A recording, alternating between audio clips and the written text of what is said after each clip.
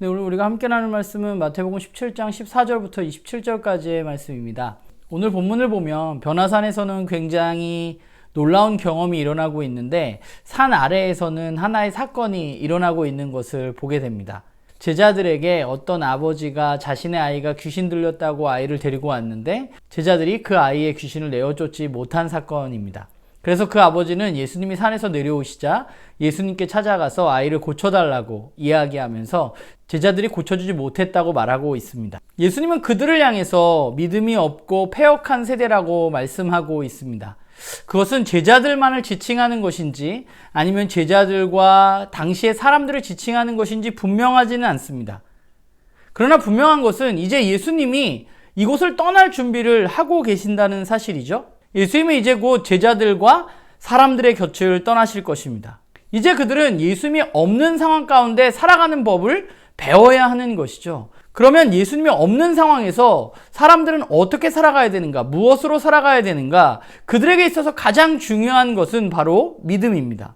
그들은 믿음으로 살아가야만 합니다. 제자들이 이 아이를 고칠 수 없었던 이유도 마찬가지죠. 예수님은 제자들에게 믿음이 적다고 말씀하십니다. 너희들에게 겨자씨만한 믿음만 있었어도 귀신을 내어쫓을 수 있다고 말씀하십니다. 그런데 생각해보면 이미 제자들은 마태복음 앞에서 권능을 받아서 귀신을 내어쫓고 병을 고치는 일들을 했습니다. 그러면 그때는 되고 왜 지금은 안 되는가? 왜 제자들은 실패했는가? 주님은 그들의 믿음이 적기 때문이라고 말씀하십니다.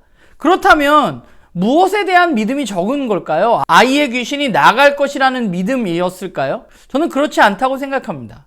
제자들에게 필요한 믿음은 하나님의 뜻과 예수님이 누군가에 대한 믿음입니다. 사실 믿음은 크고 적음의 문제보다는 무엇을 믿느냐 하는 것이 훨씬 더 중요합니다. 제자들은 하나님이 하실 일, 그리고 예수님이 누구인가에 대해서 올바로 알고 올바로 믿어야만 하는 것이죠. 그리고 예수님께서 시작하신 그 나라에는 어떤 일들이 있는지 그들은 믿음으로 받아들이고 그렇게 살아가야만 합니다. 이제 예수님은 곧 떠나실 것입니다. 제자들은 그 의미를 아직 분명히 알지 못하지만, 그래서 그들은 근심하고 슬퍼하지만 예수님은 떠나실 것입니다. 그때를 위해서 준비해야만 하는 것이죠. 근심하고 있을 것이 아니라 준비해야만 합니다. 예수님은 누구신지, 또 예수님을 따르는 그들은 누구인지 올바로 알고 그것을 믿음으로 받아들여야만 합니다.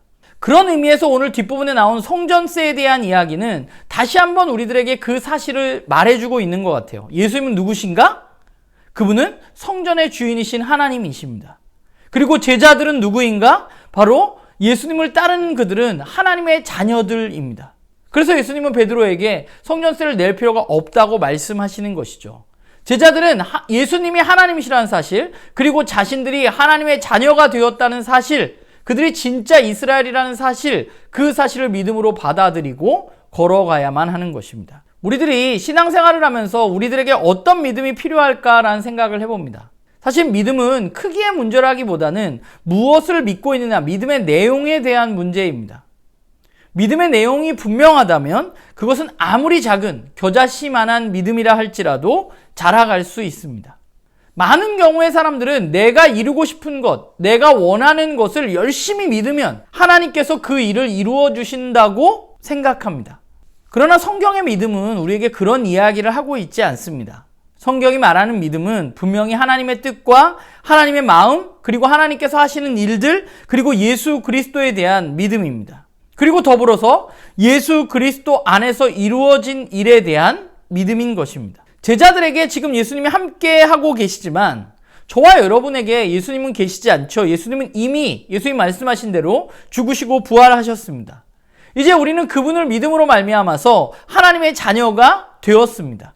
우리는 누구인가에 대한 올바른 믿음이 필요합니다. 우리는 누구냐? 하나님의 자녀입니다. 하나님을 아버지라 부르는 사람들이죠.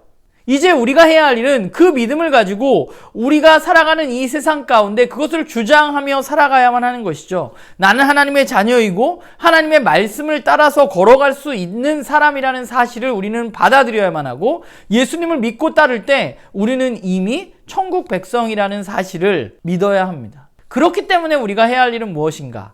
세상의 이야기가 아니라 하나님 이야기에 귀 기울이는 것, 세상 나라가 아니라 하늘나라의 삶은 어떤 것인지 알아가는 것, 그것이 바로 저와 여러분에게 필요한 것입니다. 바라기는 저와 여러분이 정말 믿음으로 살아가는 그런 귀한 하나님의 자녀가 되기를 간절히 소망합니다.